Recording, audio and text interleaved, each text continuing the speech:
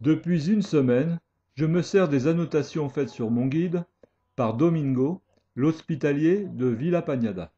Il m'a noté des albergues qui n'étaient pas indiqués sur mon bouquin.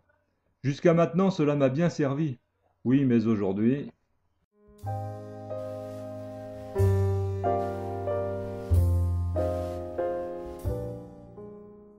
Je rejoins à l'albergue de San Román Luis, un pèlerin espagnol, qui, parti de Lugo comme moi ce matin, veut aller à Mélide, soit entre 46 ou 48 kilomètres, le fou. Arrivé seul, je repars seul, évitant ainsi un groupe d'Espagnols faisant une entrée remarquée et bruyante à l'albergue.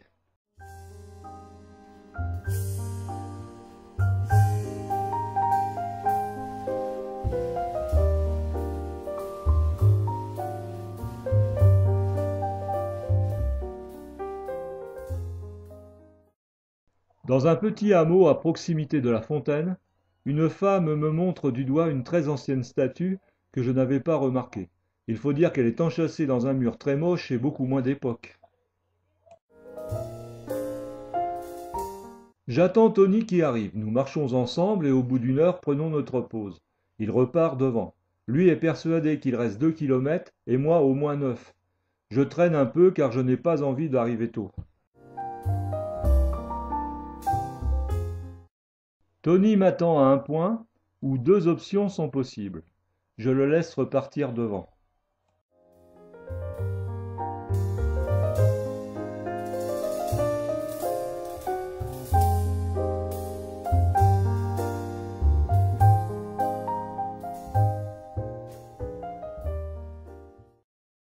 Je commence à avoir de sacrés doutes. Cela fait presque 2 heures que je marche depuis la pause. J'ai beau chercher du regard le plus loin possible, pas de trace de Tony et aucune habitation en vue.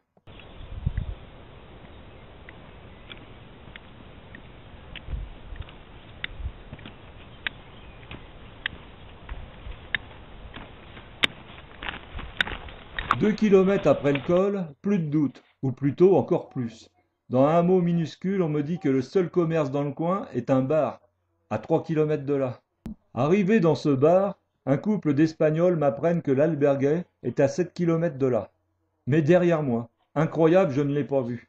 Sinon, devant à 5 kilomètres, Mélide.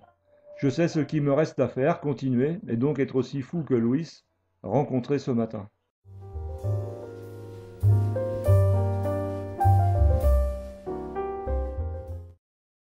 Je finis donc aujourd'hui le Camino Primitivo en rejoignant le Camino Frances à Mélide.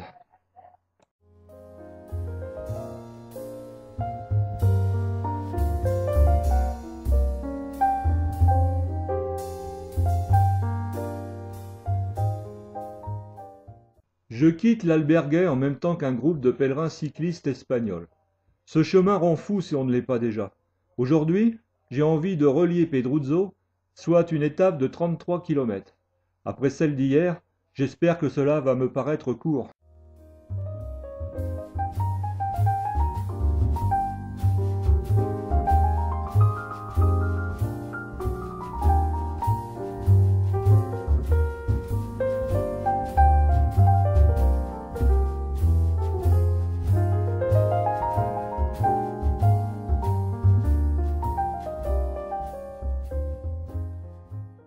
Je marche un moment avec deux Polonaises pleines d'humour, avant de prendre une pause avec deux Belges qui me font un exposé très convaincant sur les bienfaits de la bière, même le matin. Moi, plutôt adepte du vino tinto, nous confrontons nos arguments.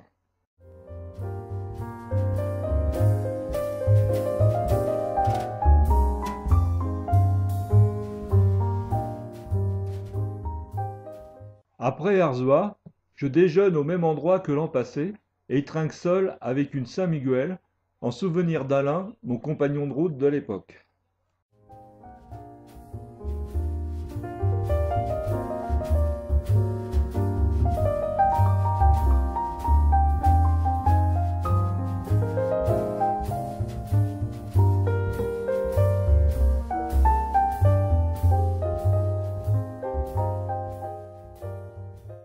J'avais le souvenir du début de cette étape qui traverse cette forêt odorante d'eucalyptus.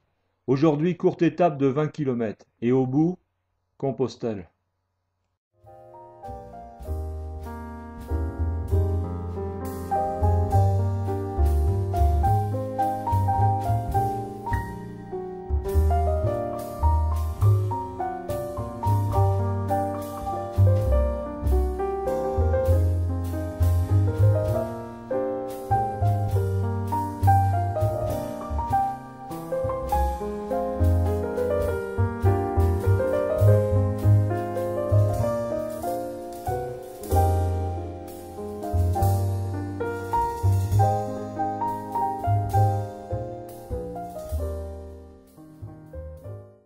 En entrant dans Santiago, j'ai la surprise de rencontrer Massaï et Jacques.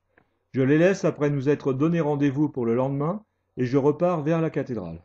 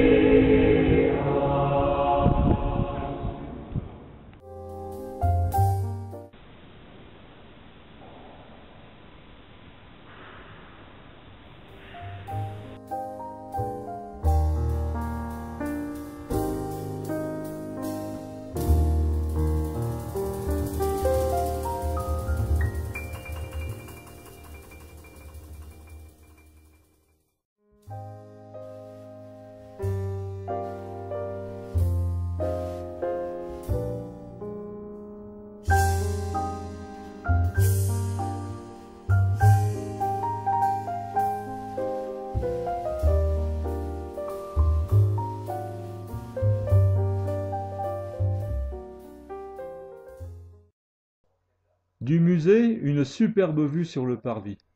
Il est temps pour moi de rejoindre mon alberguet. Comme tous les samedis, les filles sont belles, belles.